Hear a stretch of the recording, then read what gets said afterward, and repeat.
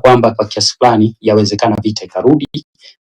Inawezekana kabisa Marekani wanajipanga kuingiza wanajeshi katika hiyo nchi ya Iran kwa ajili ya kwenda kuichukua hiyo uranium. Tanzania imepata balozi mpya wa Marekani, sijapata kama amekuwa confirmed kwa sababu anapitishwa na Senate.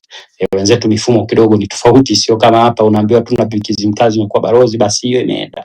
Lakini kwetu kule kwa Marekani kule wao wana mifumo ya kibunge na wana mabunge mawili, lakini bunge la Senate ndio linahusika kabisa kuconfirm au kuapprove nani anakwenda kuwa balozi wapi, na huyu balozi ameshahojiwa na Senate, kwa hiyo anasubiri kuconfirm. Ameelezea kwamba kumthibitisha, ameelezea kwamba kuna mambo kadhaa ambayo yapo Tanzania, kuna biashara mbaya au usumbufu wa kibiashara. Tuseme kuna usumbufu wa kibiashara pale makampuni ya Kimarekani yanapotaka kufanya shughuli katika nchi ya Tanzania wanasumbuliwa sana na hakuna ushindani wa usawa, yani hiyo ndio statement yake. Lakini kitu kingine amesema machafuko ambayo yalitokea au mauaji, kiukaji wa haki za binadamu. Tusitumie neno machafuko kwa sababu linaweza likawa kama lahawa. CCM alichosema ukiukwaji wa haki za binadamu uliotokea Oktoba mwaka jana hautoweza kupokiwa chini ya carpet, yani haitofunika kombe mwanaharamu apite, ndicho alichokisema.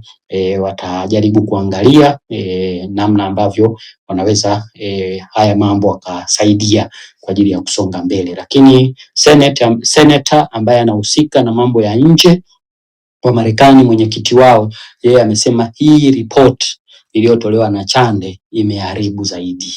Walitegemea kwamba ripoti hii ingeweza kujenga mifumo imara na mshikamano na kuleta suluhu katika taifa, lakini ndio imeharibu, yani imeondoa kabisa ule ushirikiano. Na sasa hivi kwa Tanzania inaitwa regime na Marekani kwa namna haya huwa ni matawala yale ya kidikteta au matawala yale ambayo yanaongozwa na jeshi, mapinduzi yakiwa yametokea, lakini kuna kitu nasema elected au serikali iliyochaguliwa, hauwezi ukatumia neno regime dhidi ya serikali iliyochaguliwa kidemokrasia. Kwa hivyo kwa sasa hivi ni kama Marekani haitambui kabisa kwamba serikali hii imechaguliwa na wananchi, na ameeleza kwamba lazima Marekani sasa iendelee na ule mchakato wake wa kufikiria au kutafakari mahusiano yake na Tanzania regime kwa maana nyingine. Lakini pia kuna salamu zilitolewa kwa ajili ya muungano, na salamu hizo zimetumwa kwa Watanzania, wakati salamu zingine zote nchi zingine ambazo zilikuwa na uhuru kama sisi zilitumwa kwa rais pamoja na wananchi wake. Kwa hivyo ni kama vile serikali ya Marekani inakwepa zaidi kujihusisha na serikali ya Tanzania. Lakini kitu kingine kwa hapa ambacho hakihusiani moja kwa moja na Marekani, mtakuja kuona kwamba kuna nchi nyingi ambazo zinaonekana kufanya uwekezaji. Kwa mfano Sweden sasa hivi kuna uwekezaji kwenye SGR nimeona pia Belarus, Poland na yenyewe na Marekani wenyewe watakuja. But haya ni masuala ya mahusiano ya kiuchumi, ya uhusiani moja kwa moja, kwa sababu nyingine ni makampuni, yani ni makampuni yanayofanya huko. Kwa hivyo uzembe wetu, labda hii serikali isije kachukulia kwamba haya ni masuala ya kidiplomasia au mahusiano na serikali moja kwa moja. Kwa hivyo huwezi kuyatemu hivyo, au huwezi ukasema kwamba sasa hivi wameshasamehewa, vitu vimenyoka. Hapana, hizo ni biashara na hao watu wana interest pia na wananchi wao. Kwa hivyo pale ambapo wana interest na wananchi wao, kuna vitu wanaendelea kufanya. Kwa hivyo mtaona huyu Kombo akiendelea sana kuleta hizo story. Lakini kuna swali la signature au petition, kuna wito umetolewa, upo mtaona kwenye account ya Damalia, na mimi mwenyewe nimeposti kwenye account ya Change Tanzania, lakini paka kwa TikTok na kwenye kuna baadhi ya wanaharakati wengi na wenyewe wamepost. Ni vizuri sana kuingia kwenye ule wito na kusaini kwamba Chande afai kuendelea kuitumikia UN, na ni masuala kadhaa ambayo yanaleta huu wito kwa UN. Na tayari watu 700 wameshaweka saini zao. Ni kwamba kwanza ripoti yake ni chafu, haina viwango vile vya UN kabisa. Kwa hivyo hawawezi kuwa na mtu kama huyu anashughulika na masuala kama ya Sudan, kwa sababu ile ripoti ni chafu. Lakini pili, kauli zake pia ni za kutweza utu. Mfano amesema yeye kama mwenyekiti wa tume hakutakiwa kuja na kauli kusema kuna wengine mbona wanaua huko, kwa sababu sasa hiyo ni kama unaharalisha. Sasa kauli kama hiyo anaipelekaje Sudan? Atashughulikaje na swala la Sudani kwa mtu anayeamini kwamba kuna watu wengine unaweza wakaua na kukawa sawa. Kwa hivyo kuna hoja hiyo pia kwamba yeye anapoeleza kuhusiana na mauaji anayachukulia kwa kudogosha ule utu ubinadamu, hana kabisa kwenye kauli zake. Kwa hivyo tunawaomba sana mpite kwenye hiyo muweze kuweka signature. Lakini kitu kingine, kuna kampeni kubwa inafanywa ya maadili kumonyoka, inafanywa na serikali. Sasa hivi ameanza Gwajima na Makonda, muiangalie kwa makini japo nimeona wananchi wakiwahoji sana kwamba masuala ya utekaji, ufiraji na kupoteza watu, je, na yenyewe ni masuala ambayo yana maadili? Kwa sababu ni kama vile sasa wanafanya gaslighting, kutaka kusingizia kwamba hivi vitu vimetokea kwa sababu kuna mmonyoko, na kwa sababu hawasikilizwi pia ni swala ambalo linawasumbua. Kwa hivyo wanataka kulibebesha kama kwenye maadili fulani hivi. Lakini pia kuna kampeni inayofanywa na Msigwa, inaonekana vyombo vingi vya habari ni kama vimelemewa. Kwa hivyo wanawaambia kwamba sasa hivi wao serikali na vyombo vya habari hawatoishi kama chui na swala. Lakini swala kubwa ni kwamba chui alitoka wapi na swala katika haya masuala ya uandishi wa vyombo, kwa usimamizi au uwepo wa vyombo vya habari. Kikubwa kililetwa na sheria. Yeye amesema tu imeisha, sheria zile bado zipo. Wakati anaingia Samia, hoja kubwa ilikuwa ni hiyo kwamba sheria nyingi ambazo zilitumika wakati wa Magufuli kuumiza wananchi hazijaondoshwa.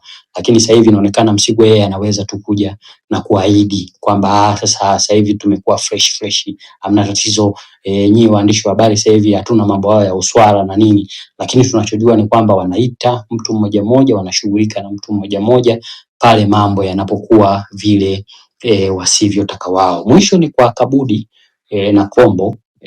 Kabudi kama waziri na Kombo pia kama waziri mambo ya nje. Hawa watu wamekuwa wakijitanabaisha kama wazalendo na wamekuwa wakipigania sana hii serikali ya Idi Amin Mama kutokana na damu nyingi sana zilizomwagika. Sasa kuna mambo mawili. Kwanza, Kombo na Kabudi wote wamepambana na watoto wao wanafundisha vyuo vya nje, hawataki kabisa hapa nchini.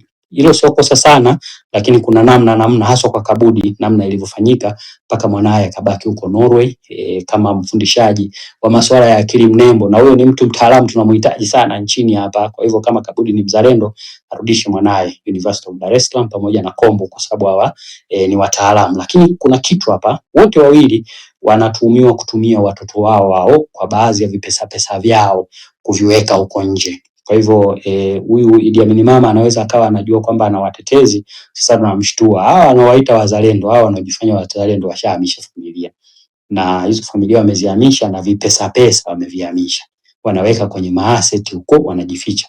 Aulize hizo visa zao wanavyozitoa na mambo mengine wanayoyafanya, afuatilie, kwa sababu yeye ndo anadhani kwamba anaweza kana ua watu afu amezungukwa na watu ambao wanamwamini. Sasa mawaziri wake wanazidi 5, lakini leo tunaanza na 2, Kabudi na Kombo, kwa mthibitishia huyu Idi Amin Mama huo uzalendo uliopo. Na baadhi ya vitu vinatoka huko watoto wao na jamii zao wanapokuwa wakizungumza. Kwa mfano kama Kabudi namna anavyofanya mambo yake, anaenda kwa kisiri, waongee vizuri na huyo mama yao, kwa sababu wameua watu. Sasa hivi hatutobakisha kitu, taeleza vitu vyote, wamfuatilie Kabudi amewezaje hayo aliyoyaweza, kwa sababu ni moja ya waziri ambaye hata kwenye vile vyeti feki aliibuka, na watoto wake wote kuna namna amefanya. Watajua, watafuatilia, watajua. Mimi kwa leo nitakomea hapo. Nashukuru sana kwa muda na wasikilizaji na mwalimu. Asante sana, shukran sana kaka Mshabaha. Lakini kwa kweli nchi inavyoelekea, yani sasa hivi tumekuwa kama sijui, yani hata kama mimi nasemaga tuko kama failed state, lakini bado tunajikausha, ile tumejikaza tu kwamba tuna serikali tunadai hivyo nje na vitu kama hivyo, lakini ukiangalia kwa karibu hatuna kitu pale. Na kiukweli kabisa watu nadhani kama leo hawakushtuka kwenye hili swala la Tundu Lissu hawatakaa kuelewa. Yani kitu kilichofanyika leo ni hatari sana, na wala sisi hatutaki waanze kutuletea haya mapresi yao sijui vitu gani kujielewesha. Yani hawana excuse ya kumtoa kimya Tundu Lissu, hawana. Yani hiyo wasituletee maneno mengi, ni kwamba kitu kilichofanyika leo ni kama vile ulivyosema, watu wasingeshtuka, yani tungebaki kimya, hatuna hata uhakika kama angefika hapo mahakamani. Yani mimi kwa kweli leo nimekuwa yani ni mtu mwenye mawazo sana. kitu ambacho nimekiona hata dimina ile ya Lissu kwa kweli ilionyesha ni mtu amekurupushwa. Sasa kuna jambo umesema ambacho nilidhani ni jambo jema. Ulisema kwamba labda walikuwa na testi mitambo, na hiyo swala pia tuliangalie kwa karibu zaidi. Ni kweli inawezekana ndio walikuwa na test mitambo ili waone kama siku nyingine wakifanya, je, wataweza? Kwa hiyo hili swala wala wasilibeze, lakini pia tunasema wamwachie Tundu Lissu, na leo amenifurahisha sana kama ulivyokuwa mmemzungumzia Mwabukusi. Kwa kweli yani natakiwa sasa hivi tuwe tunaongea lugha inayonyooka, tuache kupindapinda, sijui mara tufanye nini, hatutaki. Abdul Karim, karibu uweze kuchangia habari za siku nyingi. Asante sana shangazi. Shikamoo. Maraba, natumaini hujambo na uko na afya njema. Mungu ni mwema sana, anaendelea kutenda miujiza, ukizingatia sisi wengine tumeamua kufanya kazi ambayo watu wengi wanaikimbia, wanaiogopa. Amina. Kwa hiyo ni swala la kumshukuru Mwenyezi Mungu kwa kweli, kwa sababu hatuna namna na hatuna machaguo. Yametokea mengi na sijaingia, nilikuwa nasikiliza, sometime nikipata fursa ya kusikiliza nasikiliza, lakini pia tumeendelea kuwa na activities mbalimbali ambazo kimsingi zinajikita katika kuhakikisha kwamba tunapata majawabu ya namna gani tunatoka hapa tulipo. Mimi niseme kitu kimoja shangazi. Kwanza tunaendelea kulipa gharama za ukombozi wa nchi yetu. Taifa hili limeharibiwa kwa kiwango ambacho hakihadithiki wala hakiwezi kupimika. Nchi imepoteza mwelekeo, imepoteza dira.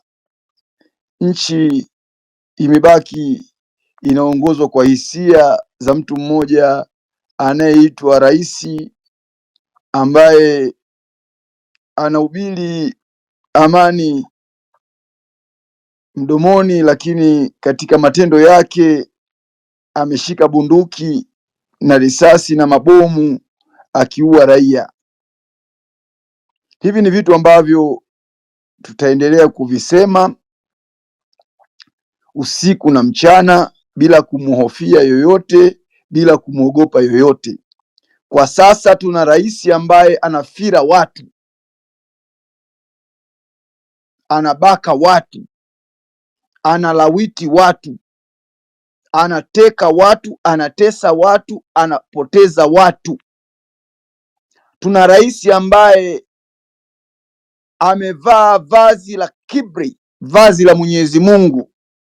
Tuna rais ambaye anajiona yeye ndio kila kitu, yeye ndio alfa na omega, anaweza kumfanya yoyote chochote, anaweza kuamrisha chochote, yeye ndio sheria katika ardhi. Rais ambaye ametakabari, kavuka mipaka hata kina Firauni. Lakini mbaya zaidi ni rais ambaye ni Abu Jahali, mjinga,